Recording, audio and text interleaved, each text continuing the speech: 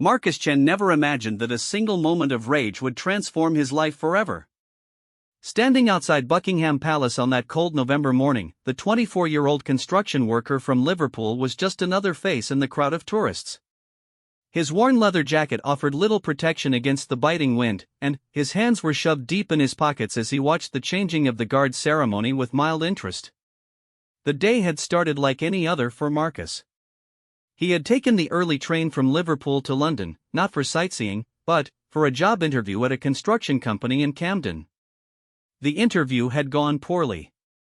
The manager, a stern-faced man in an expensive suit, had looked at Marcus's rough hands and working-class accent with barely concealed disdain. The rejection was swift and humiliating. Walking through central London afterward, Marcus felt the familiar sting of disappointment that had become his constant companion. His father had died in a construction accident 3 years earlier, leaving behind massive medical debts that had forced Marcus to drop out of university. Since then, he had struggled to find steady work, moving from one temporary job to another. Each rejection felt like another door slamming shut on his dreams of a better life. The weight of supporting his younger sister Emma through her studies pressed heavily on his shoulders. As he wandered through the streets of London, Marcus found himself drawn to the grandeur of Buckingham Palace. The ornate gates, the perfectly manicured gardens, and the imposing facade represented everything he felt excluded from. Here was wealth and privilege on a scale he could barely comprehend, protected by ancient traditions and unbreachable barriers. The crowd around him consisted mostly of tourists, cameras clicking constantly as they captured every moment of the ceremony. Families pointed excitedly at the guards in their distinctive red uniforms and towering bearskin hats. Children pressed their faces against the railings, wide-eyed with wonder at the spectacle before them. Marcus watched with growing resentment. These guards, with their pristine uniforms and ceremonial duties, represented a world that seemed designed to keep people like him on the outside looking in. They stood motionless, expressions hidden beneath their tall hats, like living symbols of an establishment that had never shown him any kindness. The ceremony proceeded with mechanical precision. The guards marched in perfect formation, their movements synchronized to the beat of military drums. Tourists applauded and cheered at each display of pageantry, but Marcus found himself growing increasingly agitated. The contrast between this elaborate show and his own desperate circumstances felt like a slap in the face. As the crowd began to thin out after the ceremony ended, Marcus lingered near the palace gates. One of the guards remained at his post, standing at attention with his rifle held rigidly at his side.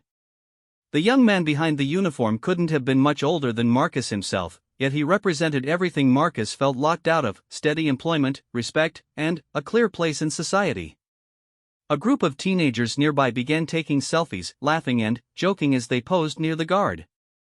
One of them, emboldened by his friend's encouragement, stepped closer and made faces at the motionless sentry. The guard's training kept him perfectly still, his eyes fixed straight ahead despite the provocation. "Look at him," one of the teenagers called out. "He's like a robot.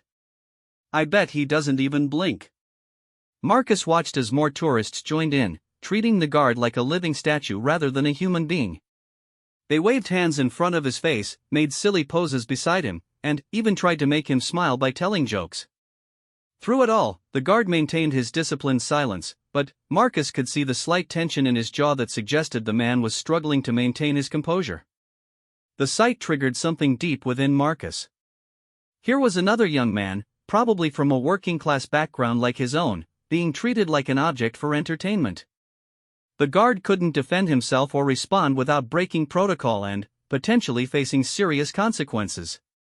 He was trapped by his duty and his training, forced to endure whatever the public threw at him. But it was what happened next that pushed Marcus over the edge. A well-dressed businessman in an expensive coat approached the guard with his smartphone, recording a video. He began speaking into the camera, using the motionless sentry as a backdrop for what appeared to be a social media post about the quaint British traditions he was witnessing. "And here we have one of the famous British guards," the man said in a loud, condescending tone. "They're trained not to react to anything, no matter what you do to them. They're basically human decorations for tourists like us to enjoy." The casual dehumanization in the man's voice struck Marcus like a physical blow. This wasn't harmless fun anymore, it was a display of privilege and power that reduced a fellow human being to nothing more than a tourist attraction. The guard's role demanded respect, not mockery, and Marcus felt a surge of protective anger on behalf of the young man who couldn't speak for himself. As the businessman continued his video, making increasingly disparaging comments about the mindless nature of the guard's duties, Marcus felt his control slipping away. Every rejection he had faced, every door that had been closed to him, every moment of being treated as less than human because of his background, it all coalesced into a burning rage that demanded release. The moment that would change everything came without warning. The businessman, still recording, stepped even closer to the guard and reached out as if to touch the man's rifle. It was a violation of protocol and potentially dangerous, but the guard couldn't break his stance to stop it. Marcus moved without thinking. Years of frustration and humiliation exploded outward in a single, violent motion. His steel-toed work boot connected squarely with the businessman's shin, sending him stumbling backward with a cry of pain and surprise. The man's phone flew from his hand, clattering across the pavement as he fought to regain his balance. The crowd around them erupted in shocked gasps and confused shouts. Tourists scattered, unsure whether they were witnessing an attack or some kind of performance. The guard, despite his training, couldn't help but glance toward the commotion, his eyes meeting Marcus's for just a split second. In that brief moment of eye contact, Marcus saw something unexpected, not anger or disapproval, but what looked almost like gratitude. The guard's slight nod was so subtle that Marcus almost missed it, but it was there, a quiet acknowledgement between two young men who understood what it meant to be powerless in a system designed to keep them in their place. The businessman, his expensive coat now torn and dirty from his fall, struggled to his feet while clutching his injured leg. His face was red with rage and embarrassment as he pointed an accusatory finger at Marcus. "That maniac attacked me," he shouted to anyone who would listen. "I want him arrested immediately." But, before anyone could respond, something extraordinary happened. Other tourists, who had been watching the businessman's degrading treatment of the guard, began to speak up in Marcus's defense. An elderly woman who had been horrified by the man's behavior stepped forward. "That young man was defending the soldier," she said firmly. "You were being completely inappropriate and disrespectful." Other voices joined hers, creating a chorus of support that surprised everyone, including Marcus himself. The crowd that had seemed so passive moments before suddenly found their voice, criticizing the businessman's behavior and praising Marcus for standing up to him.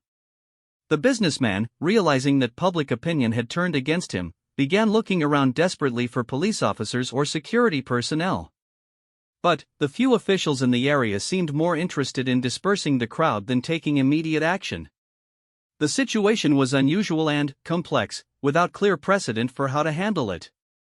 Marcus, still feeling the adrenaline coursing through his veins, looked back at the guard one more time.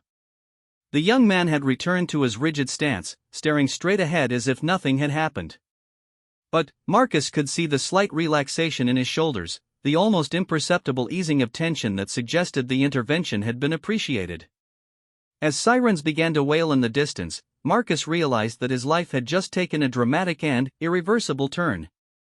He had crossed a line that couldn't be uncrossed, committed an act that would have consequences he couldn't yet imagine. But, looking at the faces of the people around him, tourists who had found their voice, onlookers who had rediscovered their sense of justice, he felt something he hadn't experienced in years, the knowledge that he had done something that mattered. The businessman continued his demands for arrest and prosecution, but his voice was increasingly drowned out by the crowd's defense of Marcus's actions. Videos of the incident, captured by dozens of smartphones, were already beginning to spread across social media platforms. The story was taking on a life of its own, growing beyond the simple narrative of an assault to something more complex and meaningful. As police officers finally arrived on the scene, Marcus stood his ground. He had spent years running from his problems, accepting rejection and humiliation as his lot in life. But this moment had awakened something in him that had been dormant for too long, the courage to stand up for what was right, regardless of the personal cost. The officer approaching him was young, probably close to Marcus's own age, with a professional demeanor that suggested he took his duties seriously. Behind him, more police were arriving, along with what appeared to be palace security personnel. The situation was escalating quickly, but Marcus felt strangely calm as he watched events unfold around him. "Sir, I need you to remain calm and come with me," the officer said, his hand resting casually on his belt. "We need to sort out what happened here." Marcus nodded, his moment of rage now replaced by a clear-headed acceptance of what was to come. As he was led away from the crowd, he caught one last glimpse of the guard, still standing at attention but somehow appearing more human than before. The intervention had been brief, but it had reminded everyone present that beneath the uniform was a person deserving of respect and dignity. The businessman followed behind, still clutching his leg and making increasingly desperate demands for immediate arrest and prosecution. But his voice seemed to carry less weight now, diminished by the crowd's rejection of his behavior and their embrace of Marcus's defense of the guard. As they walked toward the police vehicles, Marcus couldn't shake the feeling that this moment would echo far beyond the immediate consequences he was about to face. Something had shifted, not just in his own life but in the dynamic between those who held power and those who felt powerless. The kick that had started as an explosion of personal frustration had somehow become something larger, a symbol of resistance that resonated with everyone who had ever felt voiceless in the face of privilege and arrogance. The holding cell at Belgravia police station was exactly what Marcus had expected: cold, sterile, and designed to strip away any sense of dignity or comfort. He sat on the narrow bench that served as both seat and bed, staring at the gray concrete walls while trying to process the magnitude of what had just happened. The events outside Buckingham Palace felt surreal, like scenes from someone else's life that had somehow become his reality. Detective Inspector Sarah Williams had been working cases around Westminster for 15 years, and she thought she had seen everything. When the call came in about an incident involving assault near the palace, she had expected another routine case of tourist misbehavior or someone getting too drunk and causing trouble. What she found instead was a story that defied easy categorization. The businessman, Richard Ashworth, sat in the interview room across from her, his expensive suit wrinkled and his demeanor increasingly agitated. He was a senior partner at a prestigious London law firm, accustomed to being treated with deference and respect. The fact that public opinion seemed to be turning against him was clearly something he wasn't prepared to handle. "This is absolutely outrageous," Ashworth declared for the fourth time in 10 minutes. "I was the victim of an unprovoked assault, and, instead of arresting that thug immediately, you people allowed him to be treated like some kind of hero. I demand to know what you're going to do about this." Detective Williams had reviewed the initial statements and watched several of the videos that witnesses had voluntarily provided. The picture that emerged was far more complex than Ashworth's version of events suggested. While there was no disputing that Marcus had physically struck the businessman, the circumstances leading up to that moment painted a very different picture of who bore responsibility for the escalation. "Mr. Ashworth," Williams said calmly, "I understand you're upset, but I need you to walk me through exactly what happened from your perspective. Start from when you first approached the guard." Ashworth's face flushed red. "I was simply making a harmless video for social media. These guards are public servants, paid by taxpayer money. The public has every right to interact with them in a reasonable manner." Williams made notes as he spoke, but she had already seen the videos that showed Ashworth's reasonable interaction. His commentary had been dismissive and dehumanizing, treating the guard as nothing more than a prop for his entertainment. More concerning was the moment when he had reached toward the guard's weapon, a clear violation of security protocols that could have escalated into a much more serious situation. "Did you attempt to touch the guard's rifle?" Williams asked. Ashworth shifted uncomfortably. "I may have gestured in that direction, but I never actually made contact. Besides, what does it matter? That doesn't give some random thug the right to attack me." The detective's phone buzzed with a text message from her colleague who was interviewing Marcus. Unlike Ashworth, the construction worker had been completely cooperative, providing a detailed and consistent account of events without trying to minimize his own actions. He had admitted to kicking the businessman and expressed regret for the violence, but he had also explained the circumstances that led to his loss of control. What struck Williams most was Marcus's complete honesty about his own motivations. He hadn't tried to paint himself as a hero or claim that he had been defending the guard purely out of altruistic motives. Instead, he had described the frustration and anger that had been building inside him for years, and how watching Ashworth's treatment of the guard had triggered an explosion of emotions he couldn't control. The public reaction to the incident was unlike anything Williams had seen in her career. Social media posts about the confrontation were spreading rapidly, with thousands of people sharing videos and offering their opinions. The overwhelming majority supported Marcus's actions, viewing him as someone who had stood up to privilege and arrogance when no one else would. Local news stations had picked up the story, and reporters were already gathering outside the police station. The incident was being framed not as a simple assault case, but as a symbol of class tensions and the frustration felt by ordinary citizens who felt marginalized by an increasingly unequal society. Dr. James Morrison, a professor of social psychology at King's College London, had been following the developing story with professional interest. When contacted by BBC News for comment, he explained how the incident had tapped into deeper currents of social anxiety and resentment. "What we're seeing here is a perfect storm of factors that have created an unexpectedly powerful symbolic moment," Dr. Morrison said during his televised interview. "You have a working-class man who has been systematically excluded from opportunities, witnessing what he perceives as the dehumanization of another working-class person by someone who represents privilege and entitlement. The physical response, while inappropriate, becomes a form of resistance that resonates with millions of people who have felt similarly powerless." Back at the police station, Williams was receiving calls from supervisors who were clearly feeling pressure from multiple directions. The Crown Prosecution Service wanted to know how strong the case against Marcus would be. Palace security was concerned about the precedent that might be set if someone who assaulted a member of the public near royal property wasn't prosecuted to the full extent of the law. But there was also pressure from an unexpected source: public opinion. The police station's phones were ringing constantly with calls from citizens expressing support for Marcus and criticizing any potential prosecution. Online petitions calling for the charges to be dropped were gathering thousands of signatures by the hour.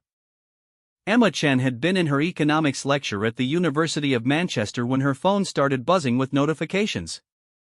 At first, she ignored them, assuming they were just the usual social media noise. But when her roommate leaned over and whispered urgently in her ear, Emma's world suddenly shifted on its axis. "Emma, isn't your brother named Marcus?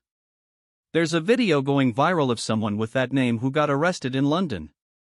The video was grainy and shot from a distance, but Emma recognized her brother immediately. She watched in horror as Marcus kicked the businessman, but as she read the comments and saw the other angles that provided context, her horror transformed into something else: fierce pride.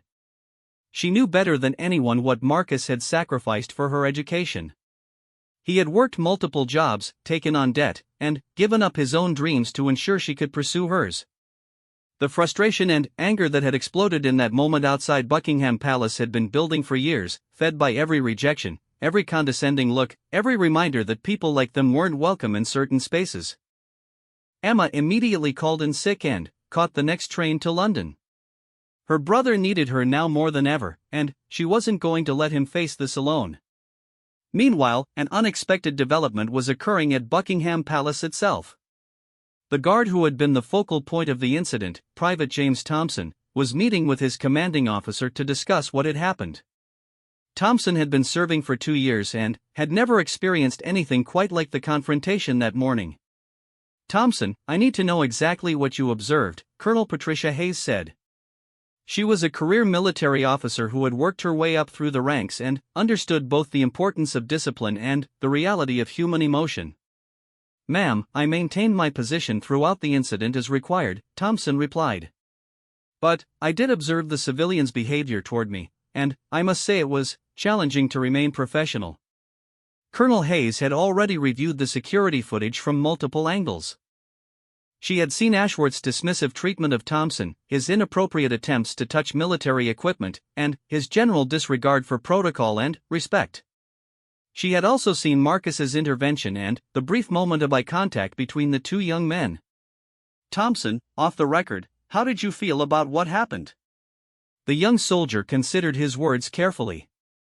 "Ma'am, I appreciate that someone was willing to stand up for the dignity of the uniform and the service. The individual who intervened showed respect for military service in a way that the other gentleman did not. This perspective was important, and Colonel Hayes knew it would carry weight in any discussions about how to proceed. The military had its own interests to consider, including the welfare of its personnel and the respect due to those who serve their country. As evening approached, Detective Williams found herself facing one of the most complex decisions of her career. The evidence was clear that Marcus had committed assault, but the circumstances were extraordinary.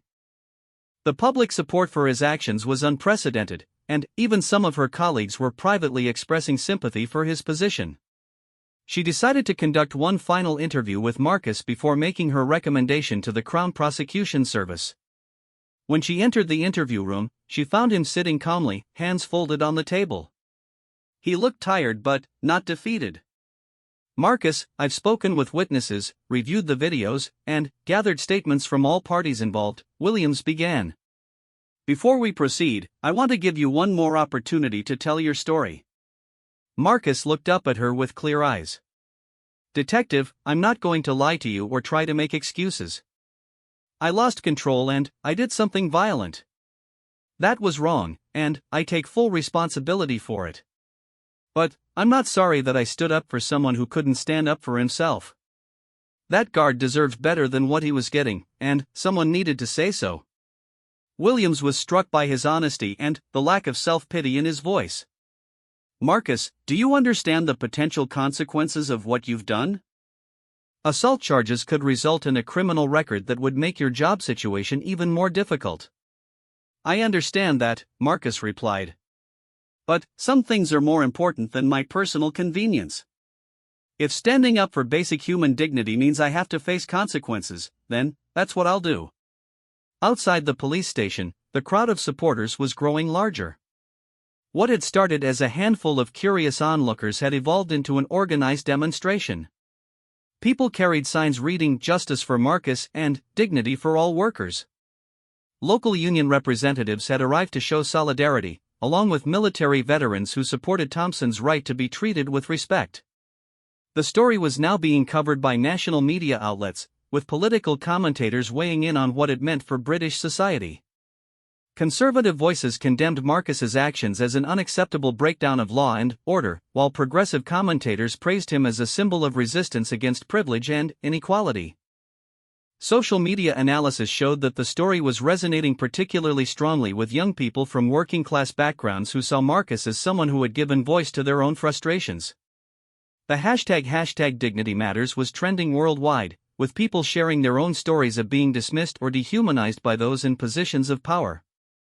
As Detective Williams prepared her report, she knew that whatever decision was made would send a message far beyond this individual case. The incident had become a touchstone for deeper issues about class, respect, and justice in modern Britain. The simple act of one man defending another had somehow crystallized years of social tension into a moment that demanded a response. The weight of that responsibility sat heavily on her shoulders as she considered not just the letter of the law, but the spirit of justice that was supposed to guide it. Tomorrow would bring decisions that would affect not just Marcus Chan and Richard Ashworth, but the broader question of what kind of society Britain aspired to be. The morning brought news that no one could have anticipated. Detective Inspector Williams had submitted her report with a recommendation that surprised everyone involved in the case. Instead of pushing for maximum prosecution, she had recommended that Marcus be charged with a minor public order offense rather than assault, with the possibility of community service instead of jail time. More shocking still was the statement that had been released by Buckingham Palace overnight. In an unprecedented move, the palace had issued a carefully worded comment expressing appreciation for those members of the public who show respect for our military personnel and the dignity of their service. While they didn't mention Marcus by name, the implication was clear: the royal household supported his defense of their guard. Richard Ashworth was apoplectic when his lawyer called to inform him of these developments. He had expected the full weight of the law to come down on Marcus, reinforcing the natural order that protected people like him from the consequences of confronting people like Marcus. Instead, he was watching his narrative of victimhood crumble in real time. "This is a travesty of justice," he declared during an emergency meeting with his legal team. "If the system won't protect law-abiding citizens from violent thugs, then what's the point of having laws at all?" His senior partner, Margaret Whitfield, was a pragmatic woman who had built her career on reading social and political currents accurately.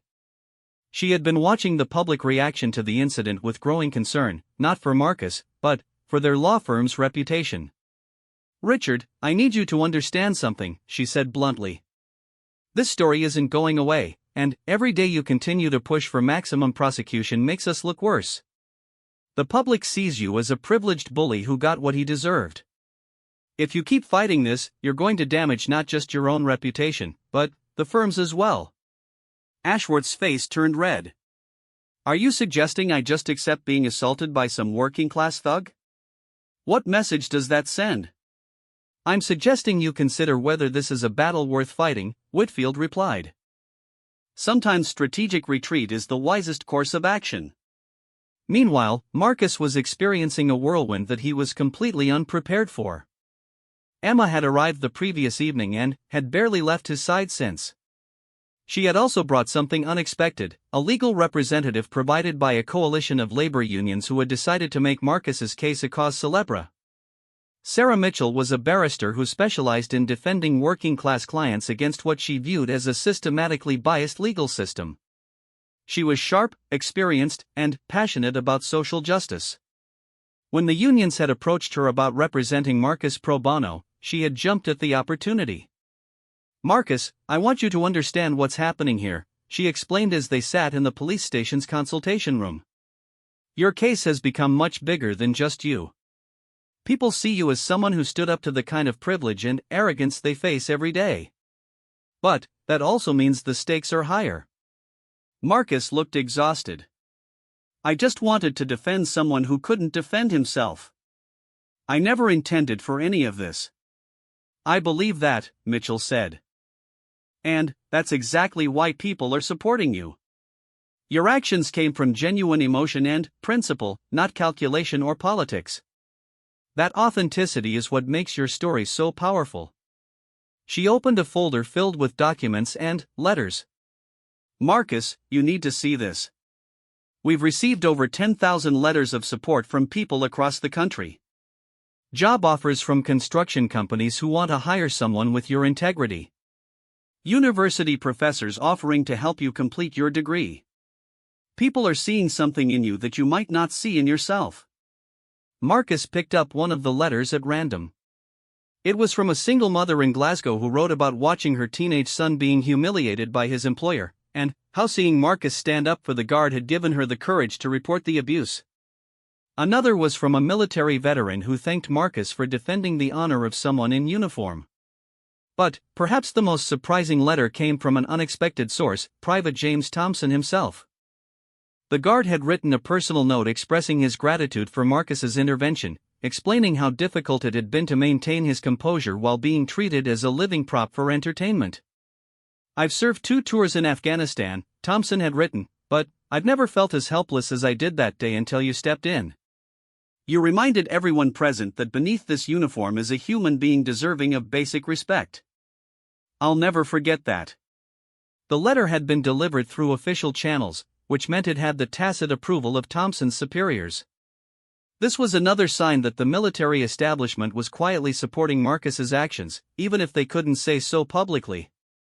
Dr. Morrison from King's College had been following the case closely and had noticed something remarkable happening in the public discourse. The incident was sparking conversations about class, dignity, and social justice that went far beyond the specifics of what had happened outside Buckingham Palace. "What we're witnessing is essentially a moment of collective catharsis," he explained during another television interview. "Marcus Chen has become a proxy for millions of people who have felt powerless in the face of institutional arrogance. His action has given them permission to express their own frustration and demand better treatment." The professor had been conducting informal surveys on social media, and the results were striking. The story was resonating most strongly with people who had experienced workplace harassment, students from working-class backgrounds who had felt excluded from elite institutions, and military personnel who had felt disrespected by civilians. But the support wasn't limited to those groups. Middle-class professionals were sharing stories about times they had witnessed bullying but hadn't intervened. Wealthy individuals were acknowledging their own privilege and expressing admiration for Marcus's courage. The incident had somehow created a space for broader reflection about power, privilege, and personal responsibility. Back at the law firm, the pressure on Richard Ashworth was mounting from multiple directions. Several of the firm's major clients had called to express concerns about being associated with the case. Social media campaigns were targeting the firm with negative reviews and calls for boycotts. Most damaging of all, several junior associates had quietly informed Margaret Whitfield that they were uncomfortable working for an organization that seemed to support Ashworth's behavior. The situation came to a head during a partners' meeting where Ashworth found himself increasingly isolated. His colleagues, who had initially offered reflexive support, were now openly questioning whether his continued pursuit of the case was worth the damage to their reputation. "Richard, you need to read the room," said David Chen, one of the firm's founding partners. "This isn't just about legal precedent anymore. It's about who we are as an organization and what values we want to represent." But Ashworth was not a man accustomed to backing down. His entire career had been built on aggressive pursuit of what he believed he was entitled to, and the idea of being forced to retreat by public pressure was anathema to everything he stood for. "If we give in to mob justice now, where does it end?" he argued. "Today it's acceptable to assault someone for making a video. Tomorrow it will be acceptable to attack anyone who exercises their legitimate rights. We have to draw a line somewhere." However, the mob Ashworth was referring to was revealing itself to be far more sophisticated and organized than he had anticipated. The social media campaign supporting Marcus had evolved into a broader movement advocating for workplace dignity and respect for service members. Prominent figures from politics, entertainment, and academia were adding their voices to the chorus. Perhaps most surprisingly, members of the royal family were finding subtle ways to express their support.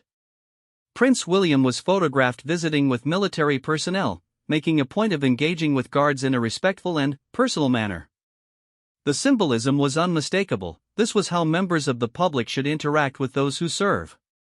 The Queen herself, through carefully chosen words in a speech about the importance of treating all citizens with dignity regardless of their position in society, seemed to be weighing in on the side of basic human decency. While royal protocol prevented direct political commentary, the message was clear to anyone paying attention. Emma Chen was discovering strengths she didn't know she possessed as she became her brother's primary advocate and support system. She had taken a leave of absence from university to help him navigate the legal process and media attention. More importantly, she was helping him understand the broader significance of what he had done. "Marcus, do you remember when Dad used to tell us that sometimes doing the right thing costs more than doing the wrong thing?" she said as they walked through Hyde Park, trying to find some peace away from the constant media attention. Marcus nodded. Their father had been a man of principles who had often made decisions that cost him financially but preserved his integrity. It was a lesson that both of his children had taken to heart, even when it made their lives more difficult. "I think Dad would be proud of what you did," Emma continued. "Not the violence, but the willingness to stand up for someone who needed defending. That's who we are as a family." As they walked, they were approached by people who recognized Marcus from the news coverage. Instead of the hostility or judgment he had expected, he found himself receiving handshakes, words of encouragement, and stories from people who had been inspired by his actions. An elderly man in a military blazer stopped them to shake Marcus's hand. "Son, I served 30 years in the army, and I want you to know that what you did matters. Too many people have forgotten that service deserves respect, not ridicule." A young woman pushing a stroller paused to thank Marcus for standing up to workplace bullying, explaining how his story had given her the courage to report her own abusive supervisor. These interactions were transforming Marcus's understanding of what had happened. What he had experienced as a moment of personal failure, a loss of control that resulted in violence, others were seeing as a moment of moral courage that had inspired broader reflection and action. The legal proceedings were moving forward, but the outcome was becoming increasingly predictable.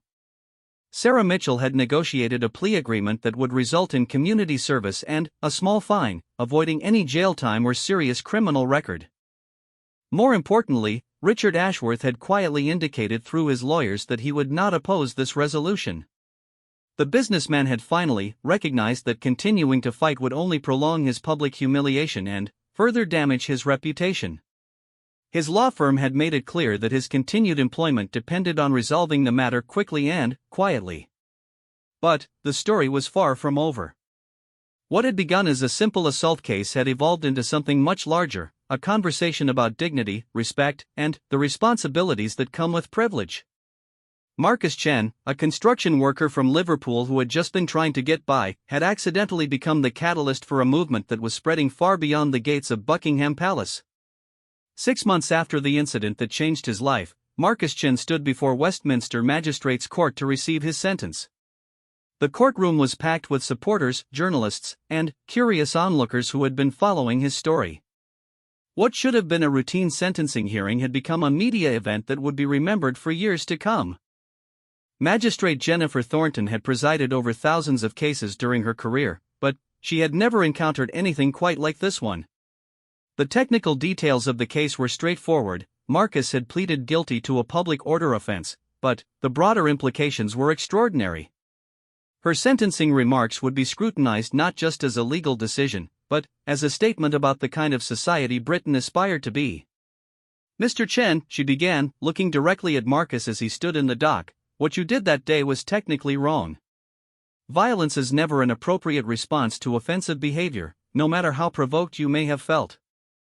However, the court recognizes that your actions were motivated not by malice or self-interest, but by a genuine desire to defend the dignity of someone who could not defend himself."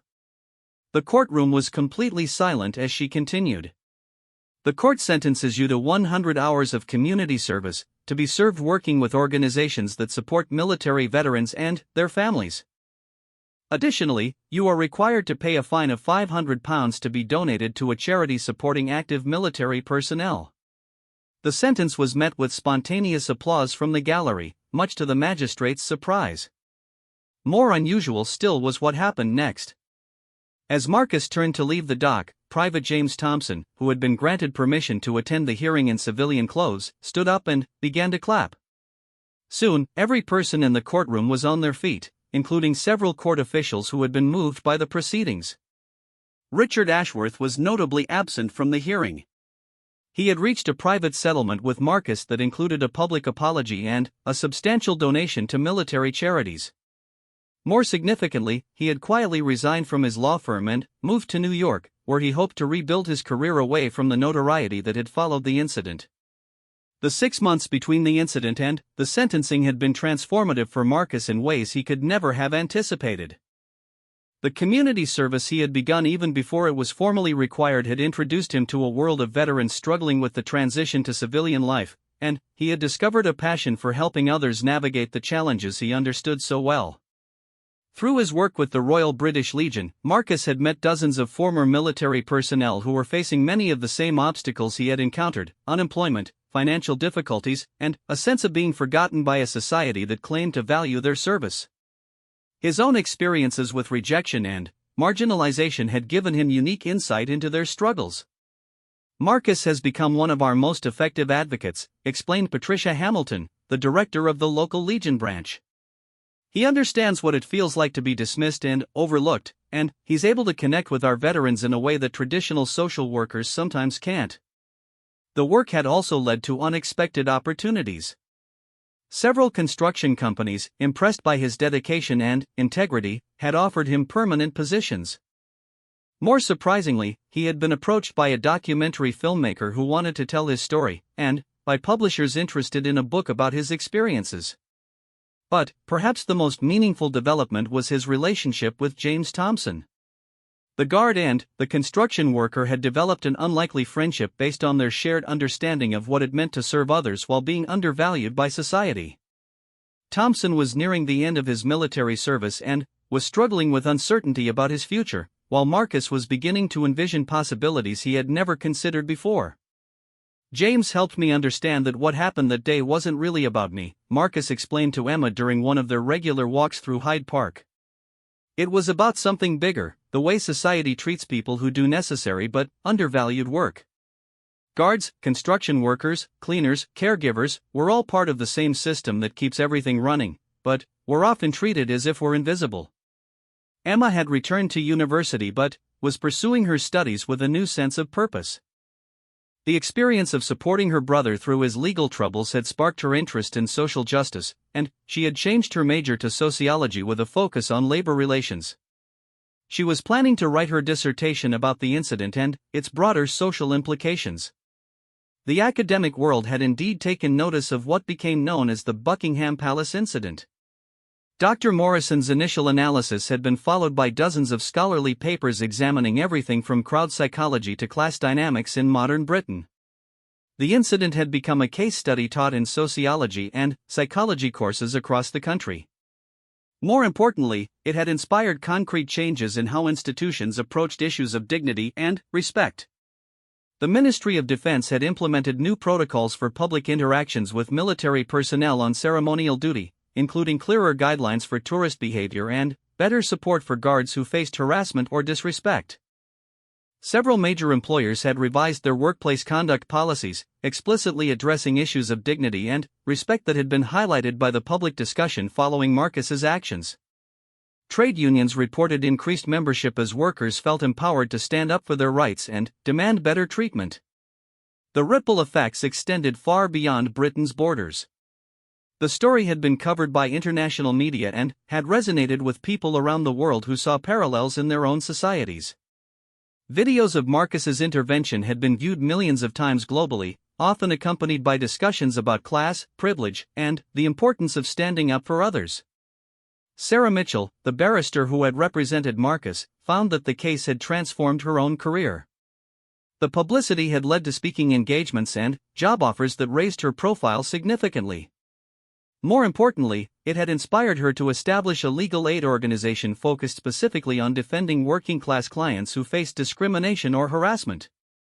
Marcus's case reminded me why I became a lawyer in the first place, she explained during a television interview. It's not about winning cases or making money. It's about using the law to protect people who can't protect themselves. The organization, called Dignity Legal, had already taken on dozens of cases involving workplace harassment, housing discrimination, and other issues affecting low-income workers.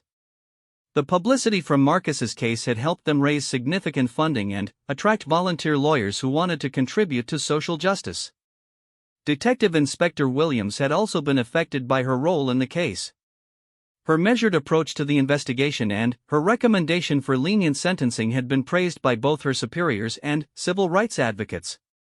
She had been promoted to Detective Chief Inspector and was now leading a new unit focused on community policing and conflict resolution. The Marcus case taught me that sometimes being a good police officer means looking beyond the immediate facts to understand the broader context, she reflected. Justice isn't just about applying the law mechanically. It's about understanding why things happen and what society needs from our response. As autumn arrived and Marcus completed his community service, he faced a decision that would have seemed impossible just a year earlier. He had been offered a position as a full-time coordinator for veteran services, a role that would allow him to combine his construction skills with his newfound passion for advocacy and support work. The job came with a decent salary, benefits, and the kind of respect and recognition he had been seeking throughout his adult life. More importantly, it offered the opportunity to make a meaningful difference in the lives of others who faced the same challenges he had overcome. But Marcus was also considering other possibilities that had emerged from his unexpected notoriety. A major television network had offered him a role as a presenter on a program about social issues, and several universities had invited him to speak about his experiences and the lessons they offered for understanding modern society. The strangest thing, he told Thompson during one of their regular meetings at a pub near the palace, is that I'm being treated like some kind of expert on things I never thought I understood. People ask me about class and privilege and social justice as if I'm a professor or something. Thompson laughed. Maybe that's exactly what makes you qualified to talk about these things. You've lived them in a way that most professors never have. The two men had become close friends, bonded by their shared experience of being thrust into the public eye and their mutual commitment to helping others. Thompson was planning to leave the military soon and was considering joining Marcus in veteran advocacy work. As winter approached, Marcus received an invitation that surprised him more than any of the others. Buckingham Palace wanted him to attend a ceremony honoring volunteers who had made exceptional contributions to veteran welfare. The irony was not lost on him that he would be returning to the place where his life had changed so dramatically, but this time as an honored guest rather than a defendant. The ceremony was a small, private affair attended by members of the royal family and distinguished volunteers from across the country. When Prince William presented Marcus with his award, the conversation was brief but meaningful. "Your actions that day reminded all of us that respect and dignity are not privileges to be earned, but rights to be protected," the prince said. "Thank you for your service to our veterans and for showing us what it means to stand up for others."